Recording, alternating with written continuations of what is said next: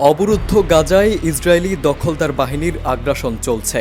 হামলার প্রতিবাদে ফিলিস্তিনিদের সমর্থন জানিয়ে ফেসবুক, ইনস্টাগ্রাম সহ সামাজিক যোগাযোগ মাধ্যমগুলোতে পোস্ট করছেন অনেকেই। তবে ফেসবুক, ইনস্টা থেকে ইসরায়েল বিরোধী বা ফিলিস্তিনিদের পক্ষে দেওয়া পোস্ট গণহারে সরিয়ে দিচ্ছে মেটা। শনিবার এমন তথ্য জানিয়েছে বিশ্বখ্যাত সংবাদ মাধ্যম আল জাজিরা। ইসরায়েলি সরকারের অনুরোধের মোট 94% পোস্ট ফেসবুক এবং ইনস্টা থেকে সরিয়ে দিয়েছে মেটা। এছাড়া প্রতি 30 সেকেন্ডে গড়ে একটি পোস্ট সরিয়ে দেওয়ার তথ্য পাওয়া গেছে। মেটা কোম্পানির অভ্যন্তরীণ তথ্য এবং সূত্রের উদ্ধৃতি দিয়ে আল জাজিরাকে এসব তথ্য নিশ্চিত করেছে drop site online news outlet.